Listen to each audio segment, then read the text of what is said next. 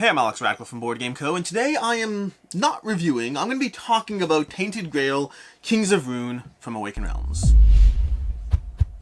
Now, this is a prototype game. This is a prototype and all that stuff, rules, components, all that stuff, subject to change, and of course, I'll have a link to the Game Found campaign down below. Now, before we dive into any of that, the biggest disclaimer, the biggest disclaimer of all, is I currently work for Game Found, which is loosely associated with Awakened Realms, which means if you are in any way concerned about me giving opinions, and I will be giving opinions, but if you are in any way concerned with me giving opinions about this game, I heavily advise you to just disregard this video, or don't watch this video. I am heavily biased in either direction, whether I am, biased towards Game Found, Awakened Realms, or also trying to counter that bias. Either way, just take that into account strongly, and I'll be echoing this again when we get up to the actual opinion part of the conversation. So watch, don't watch, whatever you get out of it, hope you enjoy. In any case, let's go ahead and dive into Tainted Grail, Kings of Ruin, starting off with what the game is doing, and then we'll get into my opinion. As usual, timestamps down below, although this will not follow my usual review format, not in the slightest, because I want to very strongly keep it separated from being a review. I'll just be talking about things. But Tainted Grail, Kings of Ruin is an adventure narrative game, RPG-esque game, which you're going to be going through an adventure over here, leveling up your characters. You'll dive into the game with 1 to 4 characters. The prototype currently accommodates 1 to 2, and you'll be going through an exploration aspect of trying to wander around the board in different ways, spending your action economy, which you'll have on this track down over here. You'll be spending your action economy in order to figure out how to navigate this world around you. As you go through the game, a big part of it, a huge part of the experience, is the fact that you'll be going ahead and diving through this giant giant adventure, exploration journal, full of all the various interactions you'll have on different options. So for example, if we go ahead, and let's say we're over here and we want to take an action on 102. If we take an action, an exploration action, which costs us 0, as we have a whole bunch of different options for the various, player aids you have to tell you what's going on here. But taking an exploration action will cost you 0, and we're going to go ahead and take an exploration action with Wyrdness over here on 102. To that end, we're going to go ahead and open up to 102 to the location, and then go through a bit of a narrative journey of trying to figure out what you're doing, what your options are, and then choosing different options and jumping around. You'll be encountering with any number of different things in the game, encountering with the people there, with the locations there. You're just making choices around this world that you're slowly exploring. Now in this game, as you explore, as you wander onto different locations, you'll also be adding new cards to the board. So over here, once you move to this location, you would go ahead to this deck, you would find card 105 because of this 105 over here, and then you'd add 105 down on that location as well, although in this case we'd add it on its weird side because we don't have a guardian in play over here. From there, you're going to go ahead and continue taking actions throughout the course of the game. Again, the whole system basically is an exploratory system which you're wandering around, spending your actions, trying to engage with various things, and then there's also going to be combat and diplomacy and other types of encounters to keep the experience variable. It's a combination of exploration, it's a combination of choose your own adventure and narrative choice as you go through these things, and the choose your own adventure, we'll come back to that. But you're also going to have various encounters in the game. So for example, if I go ahead and try to find an encounter here, let's go through this deck over here and find an enemy. Here we go. We have an enemy over here where we're going to go through a process of trying to chain the cards. If we have an encounter with an enemy with this skin sack over here, we're going to grab our deck of cards and then start shuffling up, and then go ahead and draw 3 cards. Gather 3 cards, look at my options, and then you have a process where you could mulligan if you want to, but then you go through a bit of a journey of trying to chain different things, combine and taking into account your stats over here in order to defeat the enemy. This enemy over here needs 5 cubes on it to actually attack it, and because Wyrdness over here has courage, and this is a 1 courage action, we can go ahead and start off with this encounter over here, which will put 2 cubes in. 1 because of the free bonus here, 1 because of the cube over there, and we can go ahead and put that in play, which will go ahead and grab 2 cubes, put onto the card, and we're making our way towards a bit of a chain adventure. We can also ignore the runaway effect, which is relevant because when this character has 2 cubes in it, this character runs away.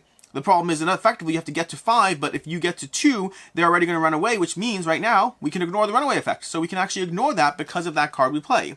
We're going to stop, and we're going to go ahead and draw a card. The enemy's going to respond, this is the part where they look at their own chain of options, and then they go ahead. In this case, they would run away, but we're going to ignore that effect, and we get to the next turn. Next turn is where we can try to do some fun things over here. Let's see, take a look at my cards and try to figure out what we can do over here. It'd be great if we could play this. The problem is this actually won't trigger off of that. We kind of need to get to 5 cubes. We may actually, unfortunately, we may have a problem here where they actually run away. Let's see what we can do over here. We could go ahead and place this card down here. I don't know if it helps us necessarily. I don't know if it does. We can place 2 charges, but the card won't ignore. You know what, if we do that, if we place this card down, because the first card you don't have to connect anything at all. So we're going to go ahead and place 2 charges on this card, and we'll go ahead and place 2 charges, and this has the ability to pay 2 charges. The next card played does not need to connect. So we could go ahead and do that, but I don't know if we need to do that. We could just place this over here, like so, chaining this up with here. That gives us a free card play. Whenever you have that option there, that lets you play an extra card. So we're going to do this, and then we're going to follow that up with this one over here, which this one is going to give us 2 cubes because we have 1 aggression. It's going to give us 1 cube because we have this, and the only reason we're allowed to play this is because if we draw those 2 charges off, then we can go ahead and ignore that placement, and now we place 3 cubes on the enemy, and those 3 cubes are going to take out the enemy. That is a typical combat sequence in Tainted Grail. It's going to be very similar to the original. We'll talk about some of the changes as well between the original and the new one over here when we get to the final thoughts and all that stuff. But that is the general process of a combat encounter. Diplomacy encounters follow a similar trajectory, with the difference that you're playing with a different deck and a slightly different system, but the same chaining concept exists. In both of them, you're trying to balance your cards, balance the abilities, the way you sequence things together as you try to take down the enemy or talk to the locals or whatever it is you're doing in the game. And that at a high level is what's going on here. High level.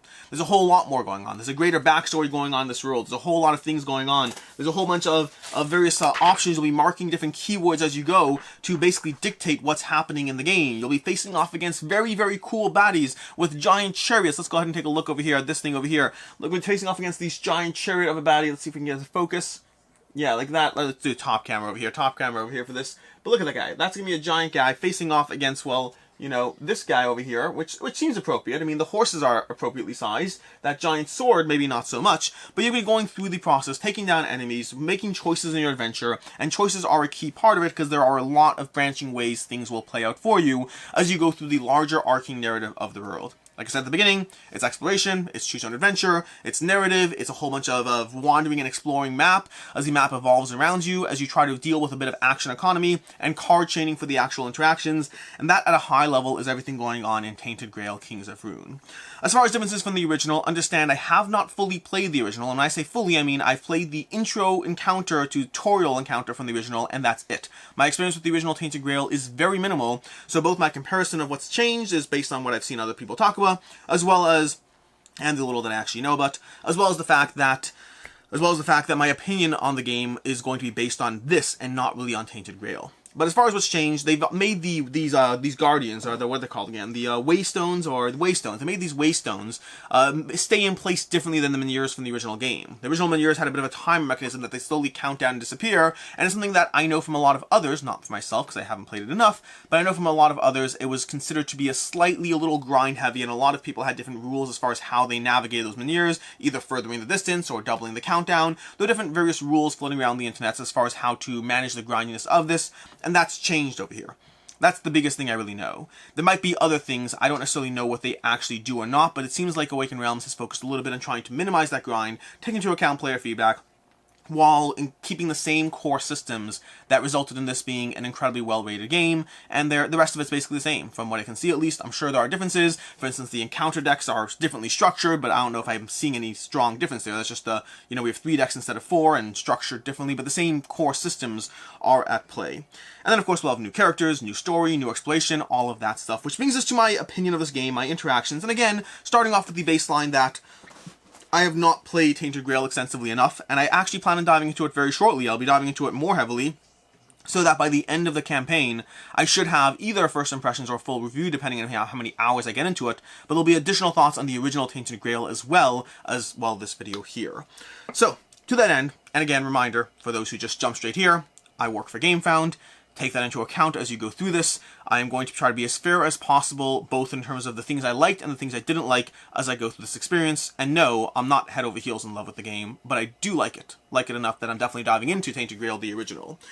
So, experientially wise as I go through this, and I don't have my usual cliff notes of what I like, don't like, and can see others not liking, because again, I didn't want to structure that, but I dove into Tainted Grail not entirely sure of what to expect as far as what the experience will give me. At a high level, I knew what this game was. This game was going to be exploration, it's going to be narrative, and it's going to have those chaining combat encounters. I knew all that. But then going through the actual experience, the question is, what makes a game like this stand out? As we speak, I'm currently going through Roleplay Adventures, a game I'm thoroughly enjoying.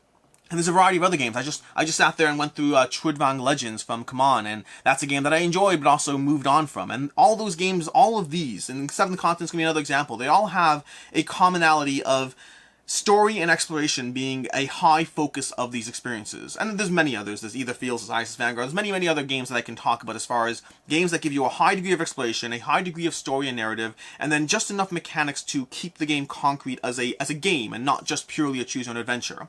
And some of them have worked for me in some ways, and some of them have worked for me in other ways, and Tainted Grail is drifting more towards the working for me, but with caveats and with things about it that I'm still concerned and wondering. Keep in mind, this prototype only has 2 scenarios to go through, so 3-4 hours into the game, that's not a ton of experience as far as my Tainted Grail experience. It's enough so that I like it, but enough so that I also have slight concerns about how the experience will play out across 20, 40, 60 hours of gameplay. Overall, Tainted Grail does a few things really well. The first thing I really like is that I really enjoy the chaining of your combat cards, and that's something that gets better as you increase the agency of the experience by building out your own deck. Choosing a starting character is great. Having your own character is fun, no problem. You choose your character, you have some abilities, you have some slightly different stats, you have drastically different decks with the way those play out, but it doesn't really feel like a lot of sense of agency until you get to the part where you start going through their advancement pools and spending your experience points to level them up.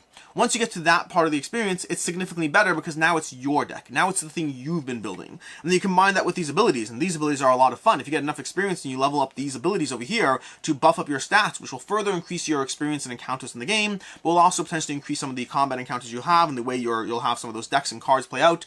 Again, it feels like once you start building out your character, that sense of agency around it being your character improves significantly, and what starts off as decent combat with fun chaining starts to feel more like a degree of deck building. You're limited to having a minimum of 10 cards in your deck, but often you're going to want to minimize the cards so you can draw the ones that work best together, that combo well off each other. The combat system is overall enjoyable. The flip side of the combat system, and this is a regular problem in all these games, it's a problem in Seventh Continent, it's a problem in Roleplay Adventures, it's a problem in Tainted Grail, it's a problem in Isis Vanguard, or, well, Isis Vanguard I need to play more, it's been a while, Either Fields. All these games have the same core problem, which is when you have a high degree of exploration and a high degree of narrative, but then there's something, and you're talking about like 50 hours of gameplay in some of these experiences, and then you combine that with certain sequences that are more mechanically driven, but also repetitive in what they're doing. The question is, in all those experiences, is how much does the sense of exploration, the narrative, the journey, and all that stuff, how much does that compensate for what ends up being constant sequences of the same mechanical sequence? How many times do you want to play down and daisy chain your cards together in order to actually play off one another before it starts to get boring? And how quickly are you leveling up and adding to that deck and customizing it to keep it interesting as you go? The short answer with Tainted Grail right now is I don't yet know. I can tell you that in some games, I have gotten more and more bored with the sequential thing that keeps you mechanically invested, and in others I haven't. True Advang Legends is one that eventually, after like 6-7 hours of gameplay, I was kind of ready to move on from the bag building combat they had to keep things interesting in between the exploration. Felt too repetitive. Roleplay Adventures, I'm still enjoying those dice manipulation abilities. It's still an interesting puzzle and still one that I'm evolving with. Right now with Tainted Grail, I'm still enjoying it, but I can also see the possibility of me being 15 hours in, whether Kings of Ruin or the original Tainted Grail, I can see myself being 15 hours in and starting to feel like the combats are a little tedious and that I just want to skip past them, although that changes the whole balance of the game. This is a problem I ran into with Either Fields, where at a certain point, certain tedious aspects became rote, and then I kind of skipped those, but then also shifts the balance of the game. So I think overall, my overall opinion around that system, that combination of exploration, of narrative, of a combo chaining system, overall Tainted Grail, I'm still enjoying it and I'm still satisfied by it, and I'm still at the point where leveling up my deck is keeping it interesting, keeping me invested. I don't know how that plays out after, again, 20, 30, 40 hours of gameplay. As far as the actual exploration, I think mechanically, by the way, that's almost the main thing going on here. There's a bunch of other things to manage. There's your resources. Those overall, I like the general resource management system. Again, this is something where I don't know any of the changes they made from the original game or not, but the general system they have of resting, of using your resources, of using them for encounters, overall, I've enjoyed this little puzzle, and it's not overwhelming, but overall works for me. So I think mechanically, we've kind of driven into most of the mechanical aspects that I experienced with this. As far as the exploration and narrative, we have different things going on there. The sense of exploration is very present in this game as you wander from location to location, as you move around the board in different ways, as you explore different options, moving into the weird or not moving into the weird, trying to choose how you're going to progress through this adventure. The sense of exploration is very, very present, although again, some aspects felt tedious. There are certain locations that you'll move to when you're moving back and forth from location to location exploration, you'll trigger the same thing again and again, and at a certain point, sometimes you're like, could I just not draw and resolve a green encounter card this time, because it's the 4th time I'm doing it, and it's not so much fun because it slows down my exploratory experience. So I've already started to see some aspects of when you're retreading over the same areas, some locations start to feel a drop tedious. The actual exploration aspect of diving into the rulebook over here, not rulebook, the exploration journal, diving into this and reading through, you know, a series of encounters over here, overall that works really well, except when I come back to a location. When I come back to a location, like this sense over here, there's a lot of exploration, and we'll get into how well this is done. There's a lot of things I have positive to say about this over here, but the thing I didn't love is when you come back to a location, I find myself thinking, did I wander into the mill? Did I go into the thing? And then I kind of have to trace through what pathway I took last time, because sometimes you have to get things to go back to locations. Sometimes you have to find other things around the game. In the process of building a better world, a world that is more interactive and less purely linear, sometimes you're coming back to a location with certain things you found along the way, with certain statuses you've checked off, and you need to go through that process, but I don't always remember how to get there, and I wish that was, I don't have a better answer as far as how to handle it. I just know that sometimes that happens. Sometimes like, I pop to a location. Maybe if there's a way where it said, hey, like, you know, if you, at the very top of the page, it's like, if you have this encounter, skip straight to there. If you have this status, skip straight there, instead of having to read through the statuses and get to the part where it says, if you have the status X, if you don't have the status Y, maybe if you popped over here and you have the status, you went straight to that encounter. That could save me some of the time of having to try to figure out why I'm coming back to the Crooked Sentinel and what was the thing I was trying to do there. That's the only real complaint I have about that. Past that, the general choose your own adventure and exploration and narrative that's going on here is very, very solid, especially when you consider how differently these scenarios can play out. And I say this as somebody who has the good fortune of being able to play this, but then also being able to talk to Quackalope, who's also played through this, and then compare notes about how differently we ended some of these things over here. The way you can actually go through different options, and some of the things we know that there's options, and this is hard to dive into without spoilers, so I'm not going to go heavily into spoilers, but some of them give you options that you can see there's different pathways. But even outside the obvious pathways, whether like you can do X and this will happen, you can do Y and that will happen, there's just ways that we move through the scenarios that are so drastically different. Aspects of the game that we didn't touch upon in any way, what sometimes can feel a little linear in this, is totally not linear, because you can have such drastically different experiences, ways it plays out, and even the endings and the way things are received. Again, hard to talk about well without going into spoilers, but overall, this very much is open world. This very much does give you a lot of agency. This gives you a lot of choice as far as how you interact with the world and which areas you choose to focus on. And it's not as simple as choosing to interact with every single thing you could, because that will penalize you as well. You will find yourself losing things if you just want, whether it's time, whether it's energy, whether it's negative consequences for certain encounters. This is a game where you do want to make select choices, and sometimes you'll have to wander back because you should have gone diving into the river and checked for that thing. Other times it's a good thing you didn't waste time in that, because there are other options that will be more efficient or work towards you or penalize you less. This really does give you a lot of agency in the way you explore, in the way that you can have the same core pathway from one adventure to the next while having drastically different ways that that pathway unwinds or flows. Overall, really enjoyed the way that choose your own adventure and exploration is handled. As far as the story, the greater storyline, this is another area where I'm kind of more torn on. The greater storyline going on is higher level in what's happening, and very abstract and vague in the general sense of creepiness and weirdness flowing around things, that I'm not yet invested in the story. Not yet. High level, sort of. We've kind of bridged those initial gaps. We've had some things. I'm not saying I'm not at all invested, but I would say I am a little bit invested in the way things are happening, but I don't yet feel overly connected to my characters. I don't yet feel overly connected to the world around me and the things that are happening just yet. Things are starting to unfold. And this comes back to the fact that we only have two scenarios so far in the prototype, but I so far see the potential for myself to be heavily invested in what's happening while not being there yet.